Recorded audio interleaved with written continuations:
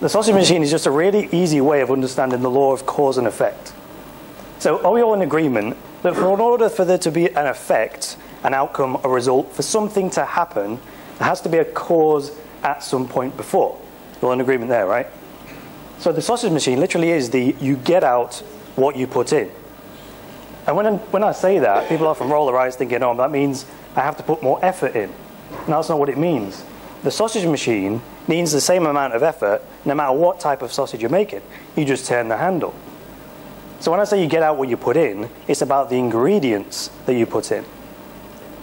So here's the recipe, if you like, for a very unhappy sausage. We'll stand at the beginning of the sausage machine and we'll put in something like the habit of always looking for what's going wrong.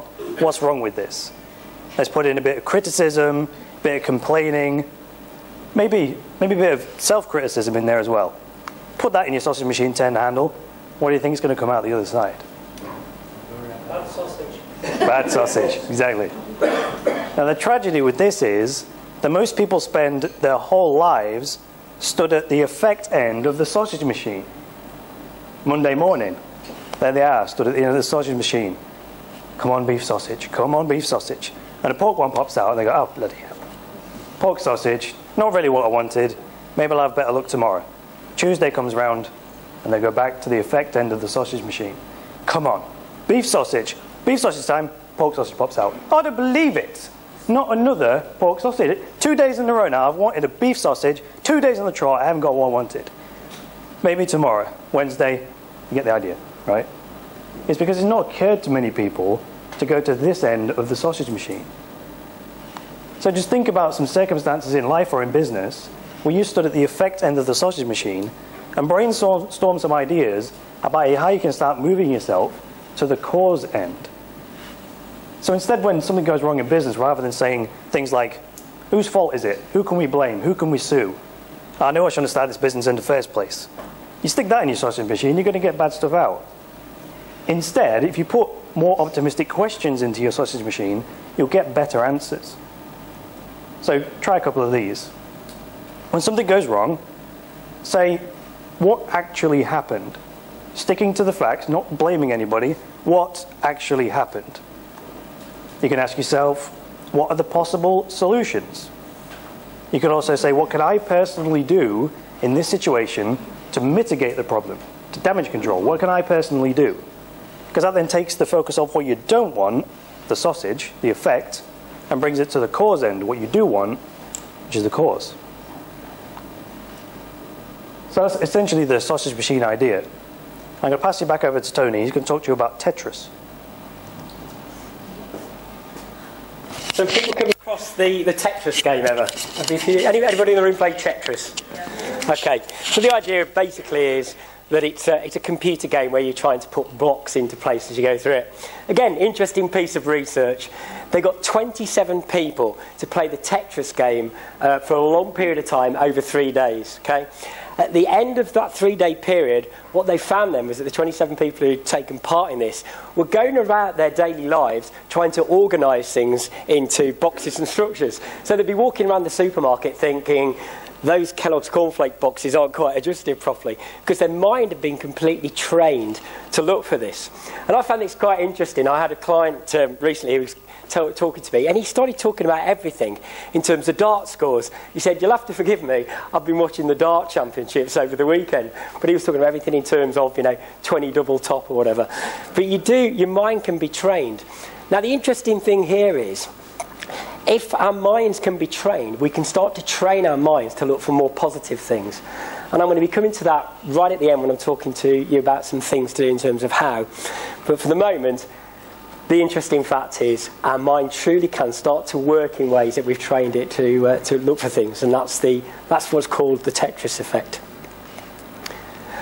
Okay, so we're going to do a quick exercise for you here. I want you all in the room to observe around the room and look for people who are wearing blue. So just take note of anyone in the room at the moment who's wearing blue. So Look for blue. Looking for blue. So just keep looking for people who've got blue on. Okay? So you've started to recognise some people who've got blue on. Now shut your eyes. Can anybody tell me who was wearing brown?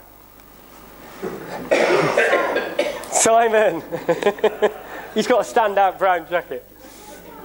Okay, but the thing is, you know, again, this whole idea that once you start to get your mind focusing on things, that's what it will look for. And it can be quite narrow, because our actual, our perception, our filters, we only are able to deal with so much information. So if we give our mind something to look for, it can quite considerably narrow the focus. So that's the idea of the Tetris effect. I'm going to hand over to Chris now to talk about the whole concept of social investment and how important that can be. So social investment, the bottom line when it comes to stress and social investment is that when you get into a crisis, when you get into a stress situation, it's absolutely crucial to hold on tight to the people around you. So family, often the reason why we work so hard in the first place are the ones that feel the negative effects first when we start overworking ourselves, which is kind of a paradox, because we work hard for our family, but as soon as we start bending the candle at both ends, they're the first people to suffer. So if you do take the time to finish, work on time, recharge, it accomplishes two things. One, it gives you what you actually want, extra time with the family, and it also means you're not at the mercy of the law of diminishing returns, which basically says that the longer you work, the less productive you become. So say the first hour of your day, you're at 100% productivity, you're fully charged. Now maybe by the end of an 8-hour workday, your productivity drops over time. So say at the end of the day, at 5 o'clock, you might be down to 20% productivity. That then means if you put in 5 hours of extra work, you'll only accomplish what you would in 1 hour. What sense does that make? This reminds me of a quote from Abraham Lincoln, who said, "If I had 8 hours to chop a tree down, I would spend 6 hours sharpening my axe." This represents your social support network. So this is your close friends and your work colleagues. Hey, this is a staggering statistic. Did you know that a close friend has the same impact on your personal happiness as £50,000 in cash? £50,000 in cash. Now, I can see a few of you are thinking exactly what I thought when I first heard that. Pulled the BlackBerry out and thought, who can I sell? Right? To put some real business numbers on this, it was IBM, of all companies, that put a study into this. They wanted to work out what's a social connection worth in real money. And long story short, they worked out each employee, for everyone they had in their address book, it was worth $950 a year in revenue for every person in the contact list. So that proves the value of social investment in business, and a real hard number to put on it. And then finally, your team spirit and your work culture. So in times of crisis, team building is one of the first things to go out the window. And because everyone panics, it becomes an every man for themselves situation. And that's a tragedy in two ways. One, it isolates all of the workers, and it also isolates the leaders and the managers, who are actually the people who the workers are looking up to for support. So I'm going to pass you back over to Tony now, who's going to talk to you about the Lasada line, which is a way of taking that team spirit thing and putting it into action.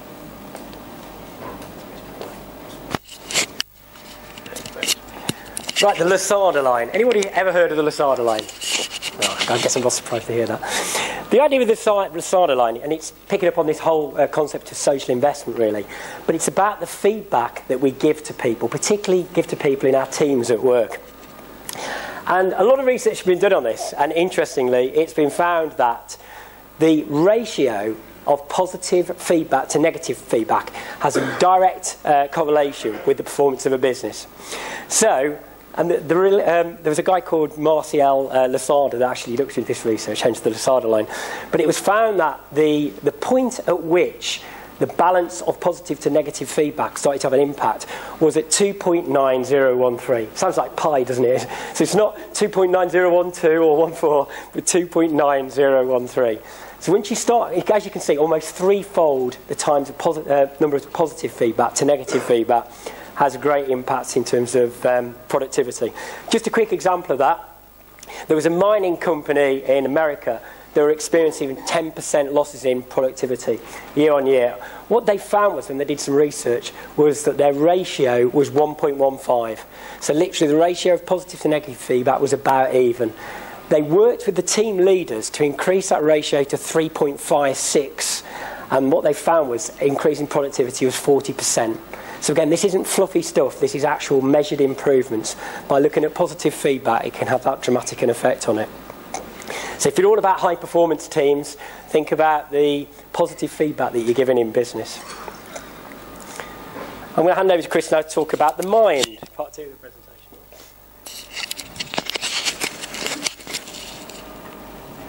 So thoughts versus thinking. We felt this was absolutely key to talk about this, because these two things are often mistaken for each other.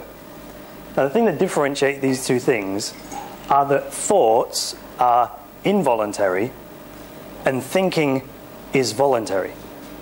Now, stay with me. Thoughts are those things that pop into your mind. So those pictures, sounds, and feelings, or any combination of those things.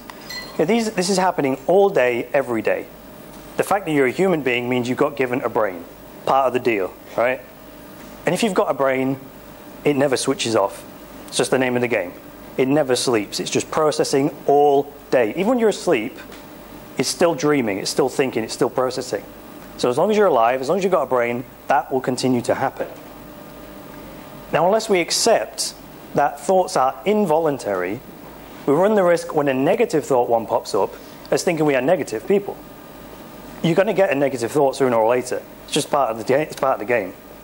But if we think they're voluntary, if we think we're choosing those thoughts, we might think we're a negative person. This thing goes back to the sausage machine, which is the proportion of positive and negative thoughts that pop into your mind has everything to do with what you fed it. So if you make a habit of, say, memorizing the newspapers every night of all of the crimes and the rapes and the murders that happened the night before, stick all that in every day, you're probably going to get a greater proportion of negative thoughts to positive thoughts. Now, where the thinking comes in is when something does pop into our mind, what do we do with it? The truth is, if you left a thought alone, it would just disappear and another one would come along, because that's going to happen.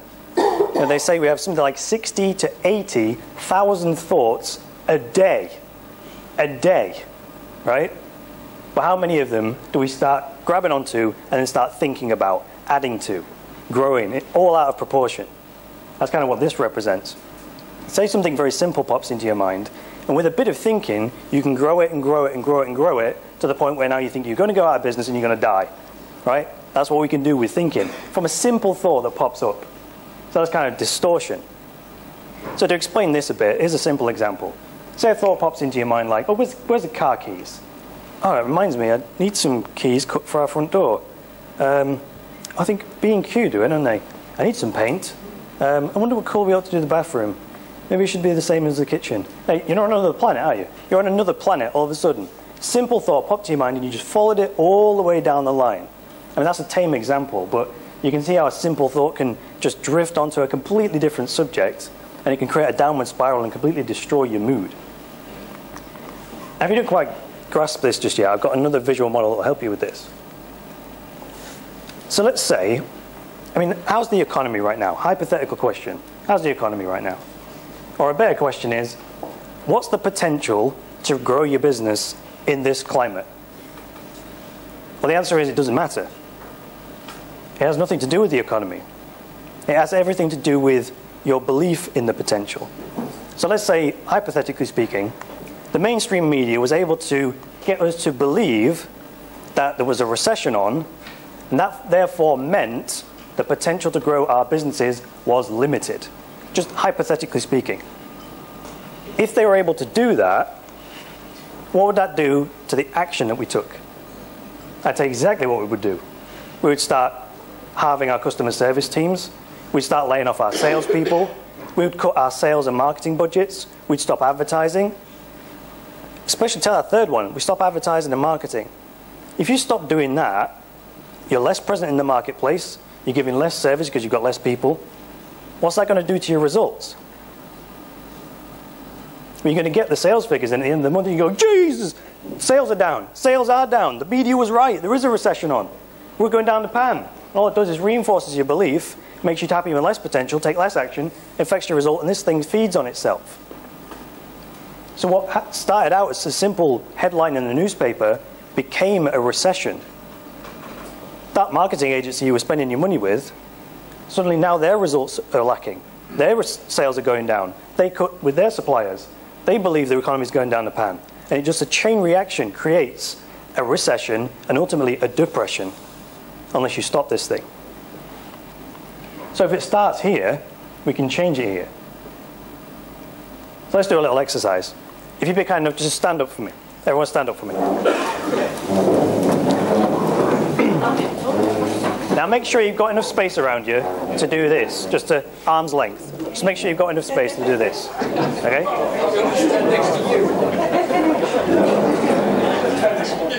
Now what I want you to do is stand just as you would, shoulder width apart, facing head on.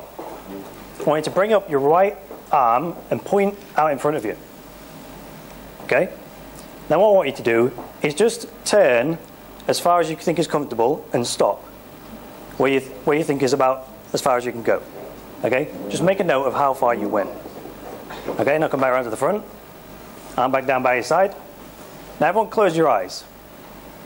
Now keep your body perfectly still. But in your mind, see your hand coming up. Feel it coming up back in front of you, pointing in front of you.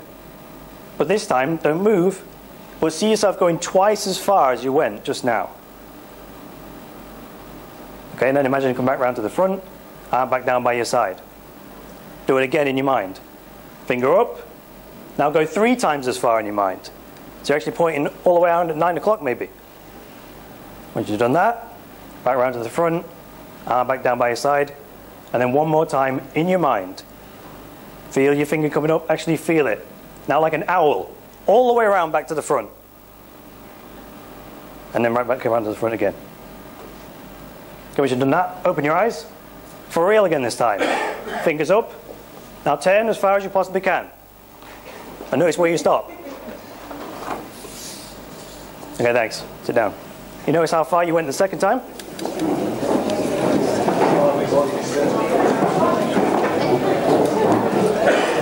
Did you go further the second time?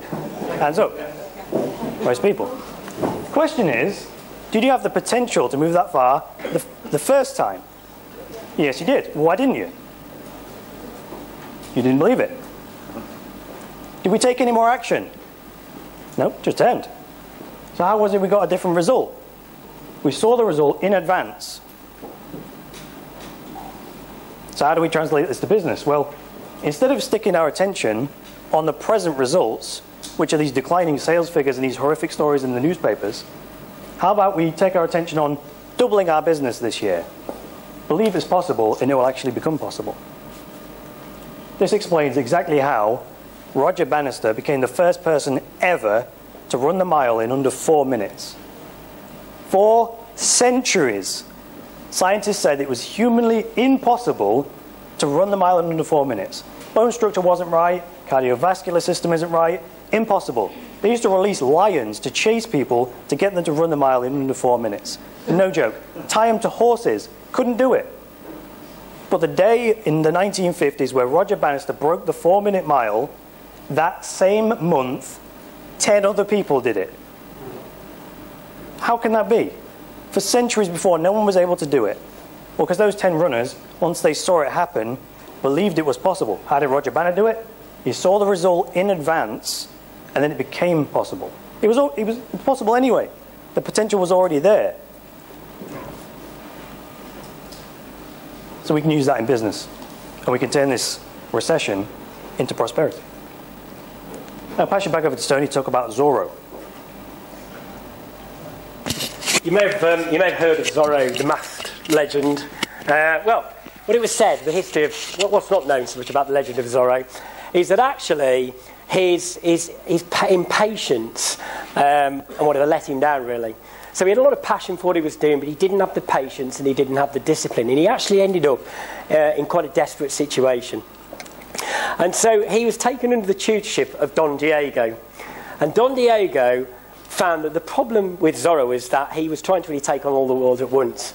And so what he got him to do, he took him to a cave and he drew a small circle, and he got Zorro to fight within the circle and hone his skills within the circle.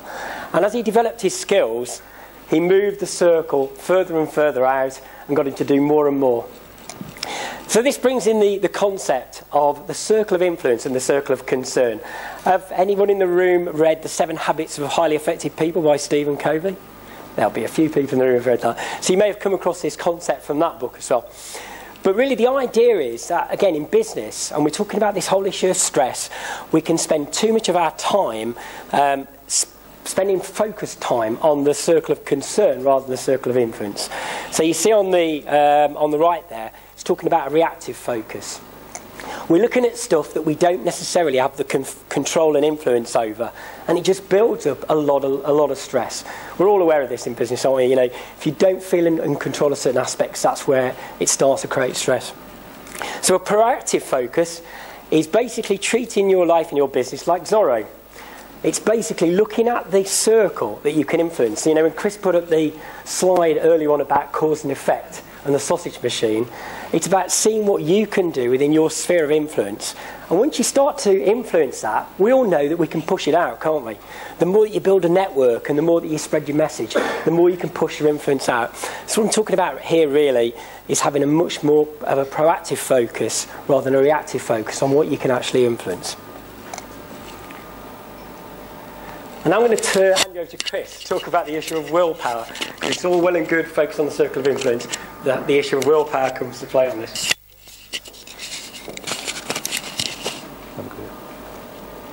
So willpower. Who thinks willpower is reliable? Didn't think so. Well, willpower is reliable, temporarily. What do you think happened after this photo was taken? Correct, cat pie.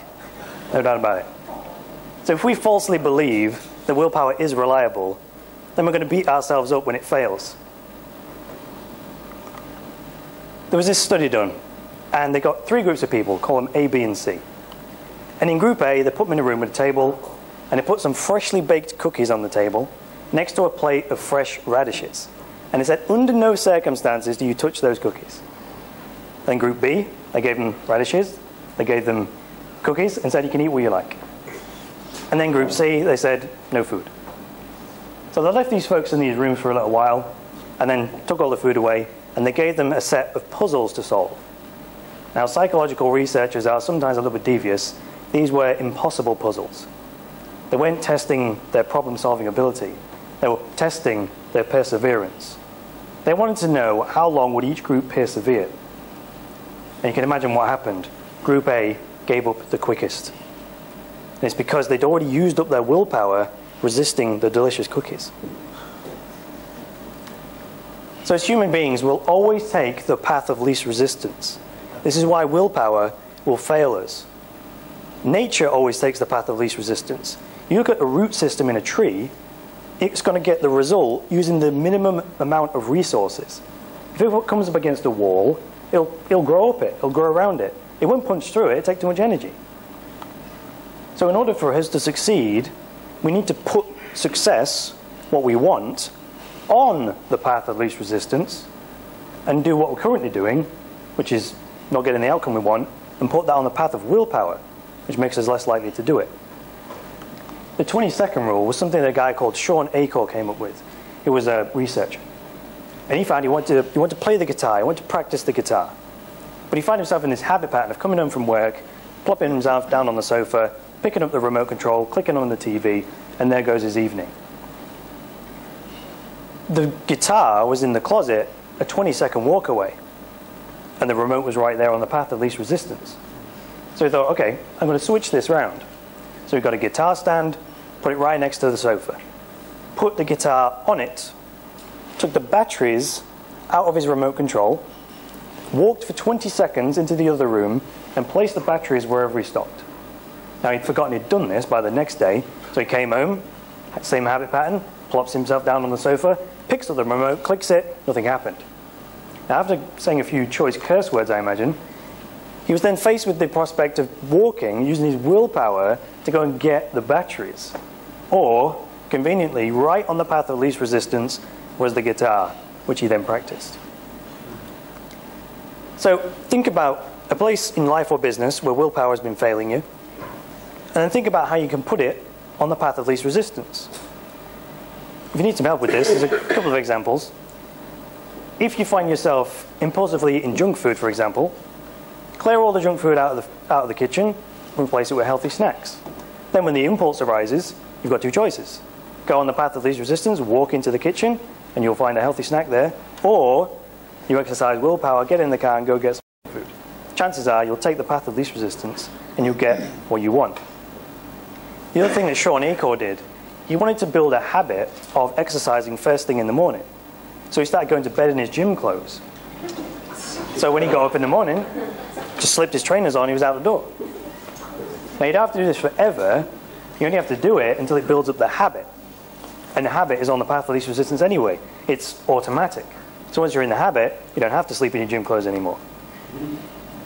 So I'm going to pass you back over to Tony to talk to you about how your physiology affects your psychology.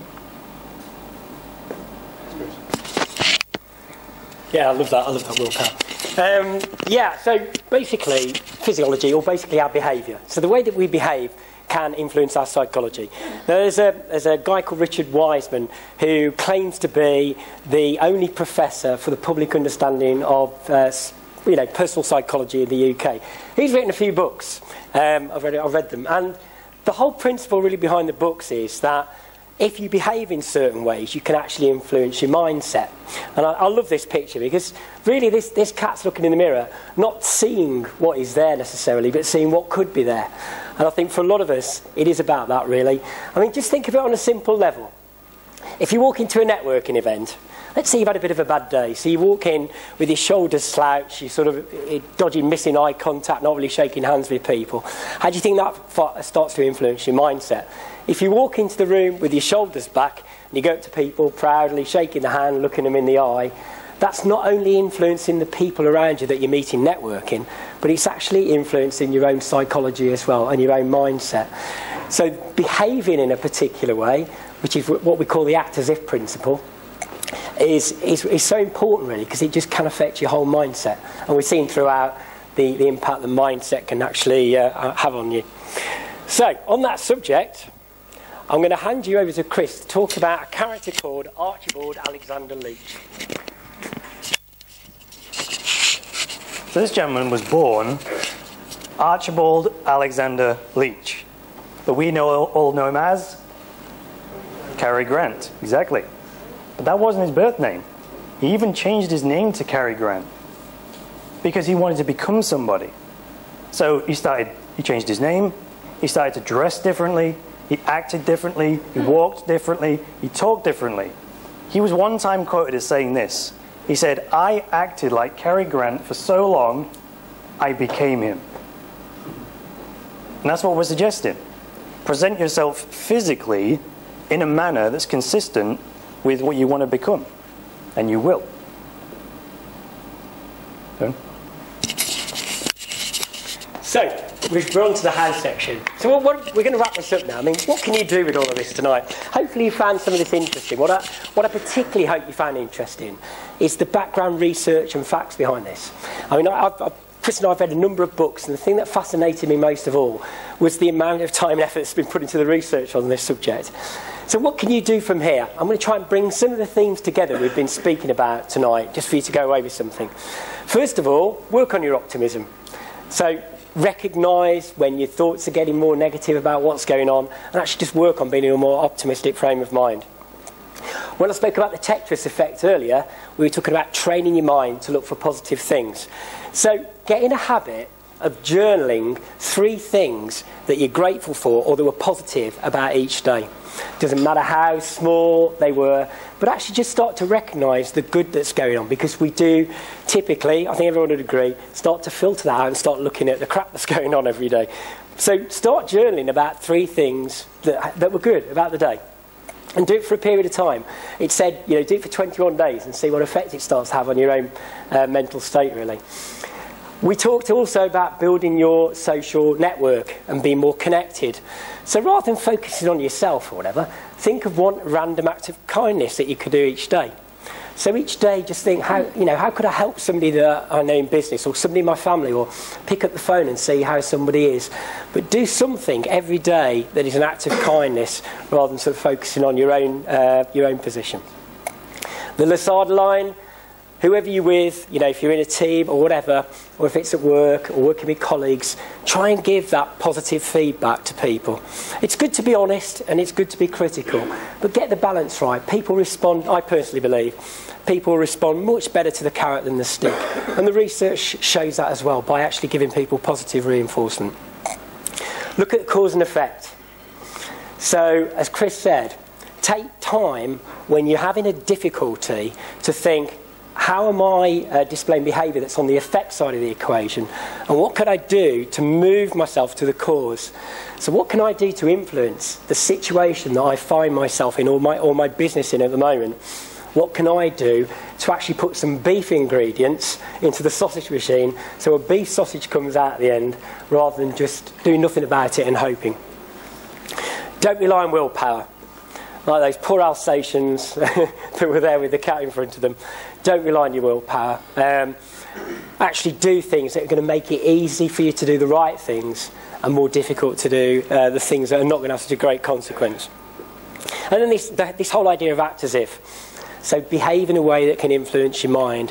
Think about the sort of person that you would like to be and would like to portray to other people, and start acting in that way to influence your own confidence levels and your own frame of mind. And 2, to finish, take some time out with people. The people that you love and the people that mean a lot to you. We can get really wound up in business, doing long days, but taking that time out with people that are important to us means you're showing them that they're important, but also it's good for you as well. It really is good for you. And the final one is look after yourself. Whether it be exercising, diet, meditation, whatever works for you, but look after yourself. I find that when my stress levels get a little bit higher, it's probably because I've neglected to stop, go for my regular swim, or I'm not doing the things, I'm not eating maybe as well. I think we're all aware of that, aren't we? When we stop eating so well, and maybe drinking a bit too much, then it can affect us, it can affect us. So we really hope you've enjoyed the presentation. So more importantly, we hope you take something away from it to influence both your own lives and working lives, but those of the people around you as well.